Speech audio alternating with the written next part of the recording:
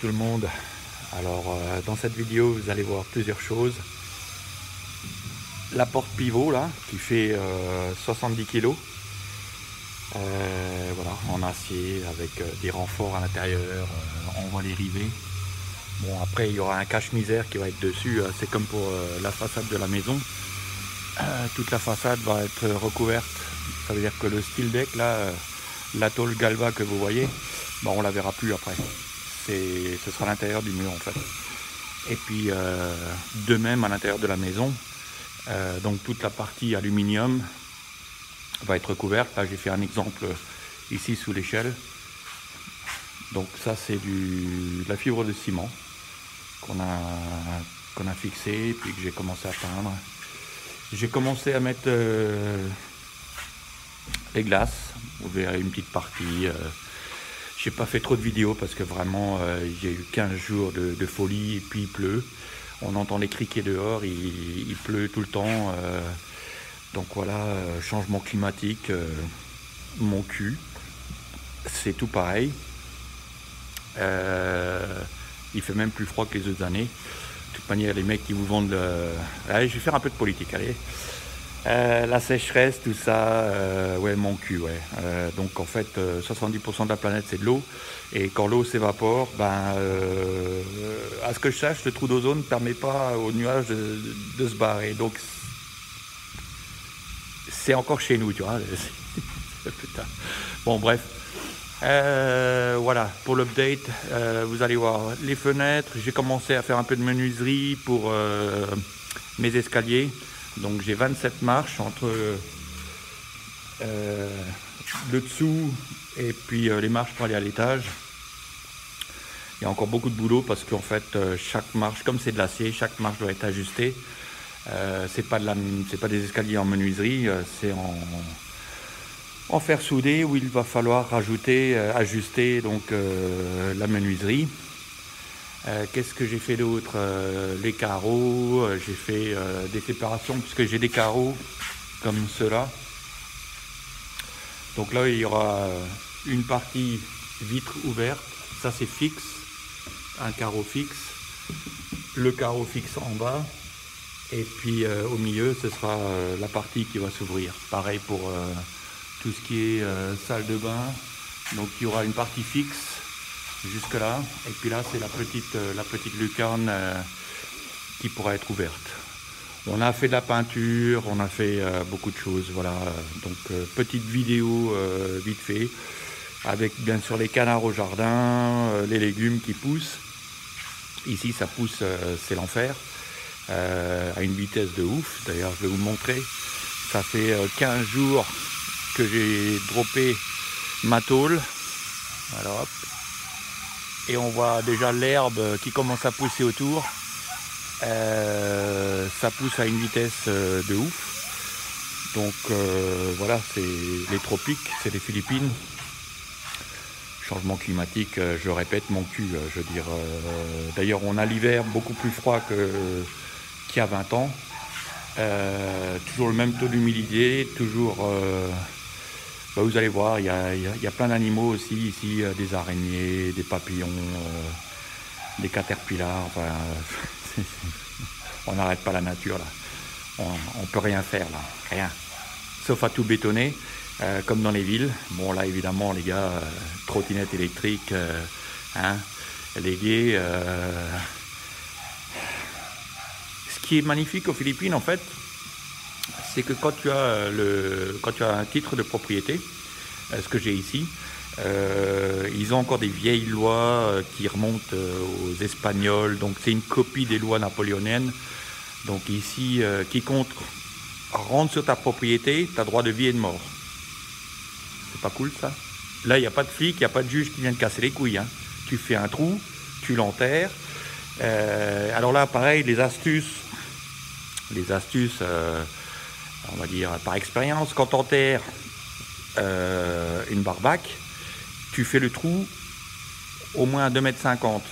Après, tu recouvres d'1 mètre de terre. Et au-dessus, tu tues un mouton ou un morceau tu achètes un morceau de porc, tu mets ça et tu fermes le trou. Comme ça, quand il y a des chiens policiers qui viennent, qui reniflent, parce que c'est humain, il faut connaître l'humain un peu. Ils vont commencer à creuser, ils vont arriver à la barbaque, au cadavre de l'agneau ou du porc, puis ils vont s'arrêter là, ils vont dire bah voilà, le chien il a reniflé un cadavre. Puis ils vont pas descendre beaucoup plus bas. Hein, donc voilà, ça c'est le côté cool aux Philippines. Voilà, petit aparté. Bon bah je vous laisse visionner et puis pour cette semaine il n'y a pas grand chose. Pas grand chose d'intéressant, sauf que bah, évidemment un building en fer demande beaucoup plus d'attention au niveau de la finition, puisque c'est pas comme du béton où tu peux remettre une couche de ciment, tu peux ajuster tes ouvertures.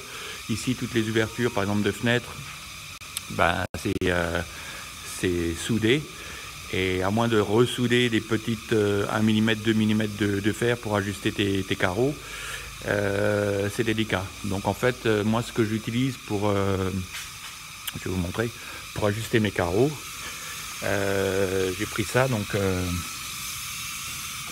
c'est de la fibre de ciment que je mets entre la tôle et l'aluminium, le support de vitre.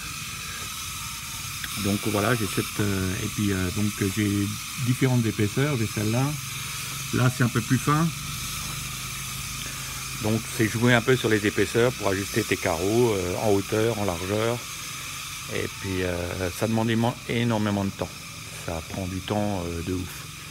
Et puis bon, après la beauté c'est que de toute manière il y aura une finition et puis que plus personne ne le verra. Et puis je me dis c'est là pour 100 ans, tu vois, c'est la structure métal. Moi qui ai passé 20 ans en Chine, j'ai vu un peu même Hong Kong. Et j'ai vu des bâtiments sortir de terre à Hong Kong, à Shenzhen, à Shanghai. Quand il y a une structure métal comme les gratte-ciel, bon, c'est un peu comme la Tour Eiffel, hein, ça demande une petite maintenance. Une fois tous les 10 ans, tu mets un coup d'époxy. Mais voilà, ça tient quoi, ça tient les tremblements de terre. Il y en a eu un la nuit dernière, ça a un peu bougé.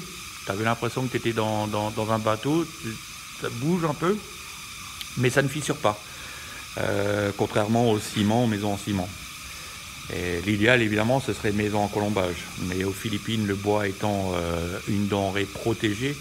Quand je dis protégée, c'est le bois ici ça coûte un bras. Bah, comme en France, tu as la Chine qui achète tout et qui vampirise tout ce qu'elle n'a pas.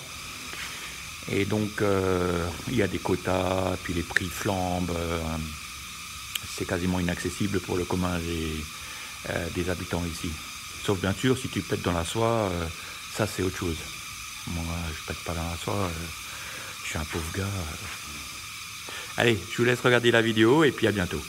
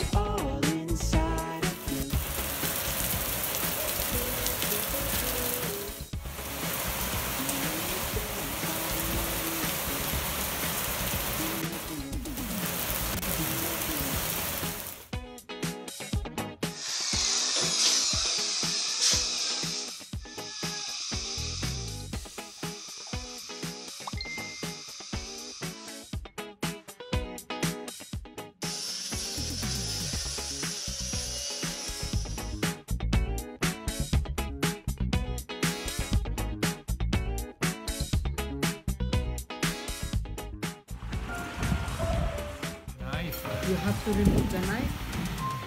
Then, no need to show my finger.